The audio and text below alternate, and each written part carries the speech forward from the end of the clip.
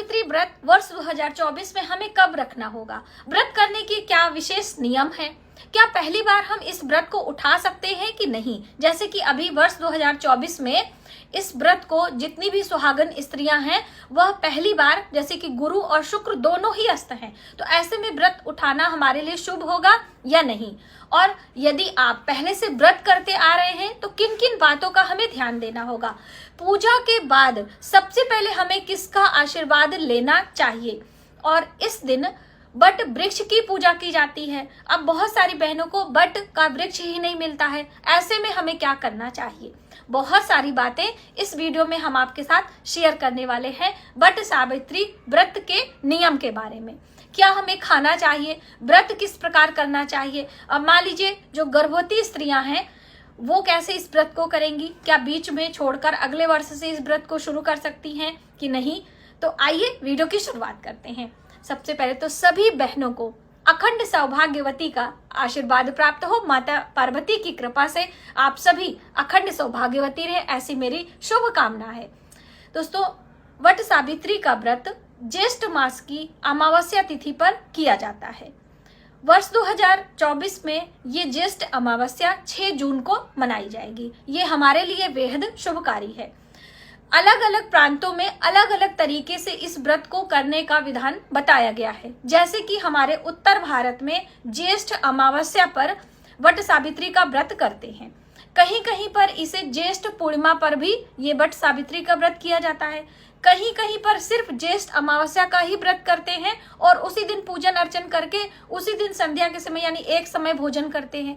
कहीं कहीं दिन 3 दिनों का ये व्रत किया जाता है, यानी कि त्रयोदशी से लेकर त्रयोदशी, चतुर्दशी और अमावस्या 3 दिनों का ये व्रत होता है। क्योंकि मान्यता के अनुसार इस व्रत को, वट सावित्री का जो व्रत है, ये सर्वप्रथम माता सावित्री ने किया था।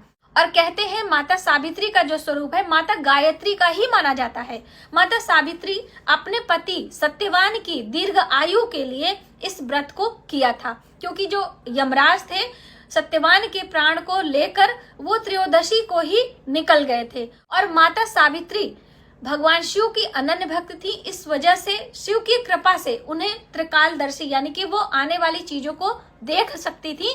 इस वजह से उन्होंने देखा कि हमारे पति के प्राण यमराज लेकर जा रहे हैं, इसलिए वो यमराज के पीछे पीछे यमलोक तक चली गई थी और अपने पति के प्राण वापस बचाकर वो तीसरे दिन यानी ज्येष्ठ अमावस्या को माता सावित्री अपने सत्यवान के प्राण को वापस लाई थी और वट वृक्ष के पत्तों में अपने पति सत्यवान के मृत शरीर को छुपा कर गई थी। क्योंकि देखिए जंगलों में शेर, चीते, भालू अनेक जंगली जानवर होते हैं और मृत शरीर को वो हानि पहुंचा सकते हैं। इसीलिए वट वृक्ष के घने पत्ते होते हैं, उनमें झाड़ियां होती हैं, तो उसी से बांधकर उन्होंने उसमें छुपा कर गए थे। और ऐसी मान्यता है कि वट वृक्ष में जो देव वृक्ष हैं उनमें देवताओं का भी वास होता है, ब्रह्मा विष्णु महेश का वास होता है। तो वो देवताओं को समर्पित करके देवताओं के भरोसे छोड़कर अपने पति सत्यवान के मृतक शरीर को यमराज के पीछे वो गई थी और आने के बाद पूजन अर्चन किया था। उनके पति के प्राण वापस आ गए थे।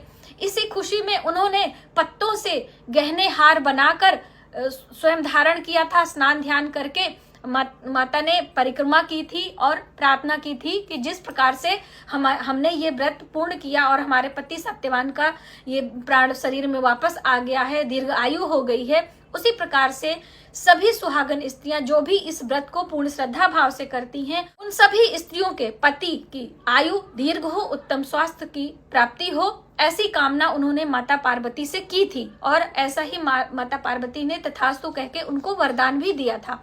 और वहीं पर माता सावित्री ने जब अपने पति के प्राण शरीर में वापस आए तो उनका पूजन अर्चन किया और वटवृक्ष की पूजा किया और जो जल बचा था उस जल को ले जाकर अपने सास ससुर के आंखों पर छिड़काव किया था, आंखों को धोया था। क्योंकि मान्यता के अनुसार सावित्री के ससुराल का जो राज्य था उसे छीना गया था और उनके माता पिता अंधे हो चुके थे दुख में, वियोग में।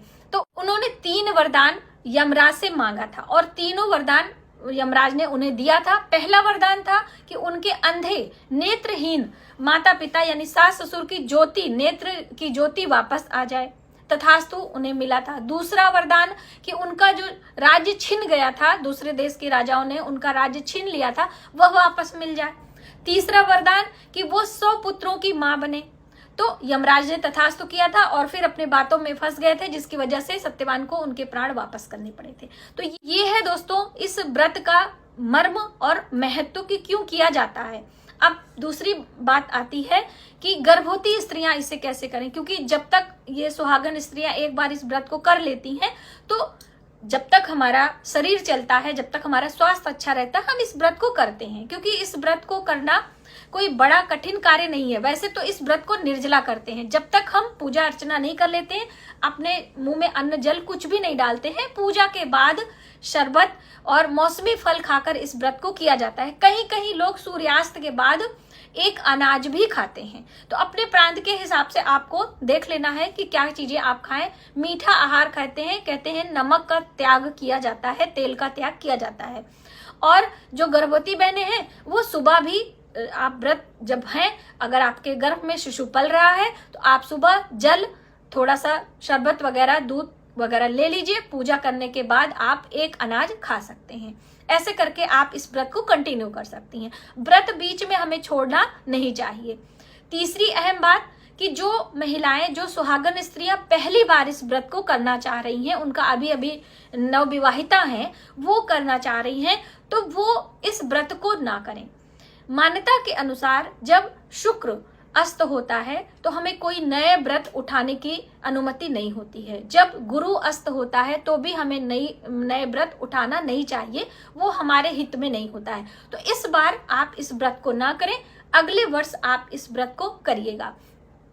साथ ही इस दिन आप दान पुण्य कर सकते हैं। इस दिन वट वृक्ष से आप प्रार्थना कर सकते हैं। अपने घर के जो भी मेंबर हैं, पूजा अर्चना करने जा रहे हैं, तो आप साथ में जा सकते हैं।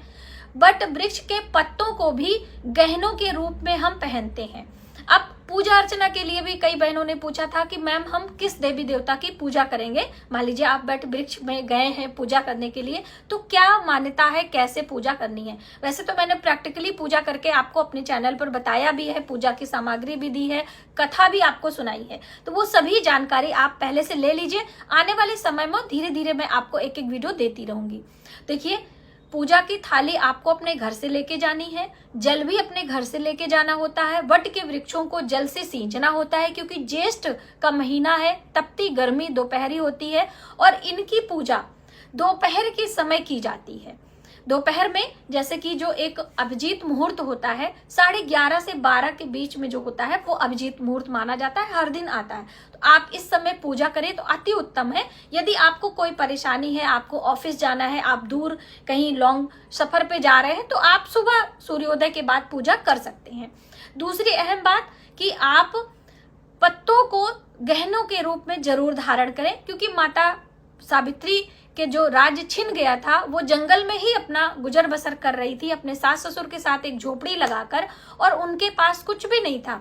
वो सिर्फ एक साफ सुथरा धुला वस्त्र पहनकर और कच्चे सूत से वट वृक्ष की परिक्रमा उन्होंने की थी। अब परिक्रमा करने के लिए बहुत सारे लोग कहते हैं 108 परिक्रमा, बहुत सारे लोग कहते हैं 51। तो देखिए, वट वृक्ष की हम लोग 12 परिक्रमा करते हैं। 12 परिक्रमा करने के बाद वो आपका जो सूतली का धागा होता है वहीं पर छोड़, सूतली का धागा तोड़ा नहीं जाता है और कच्चे सूत से परिक्रमा करने का विधान है। आप मौली के धागे कॉटन वाले ले सकते हैं, ठीक है। और दोस्तों, ऐपन भी बनाकर ले, चावल और हल्दी के घोल को ऐपन कहते हैं, वो आपको वट वृक्ष के तनों में लगाया जाता है। और वट वृक्ष के तनों को भेंटा भी जाता है, इस तरह से गले भी लगाया जाता है।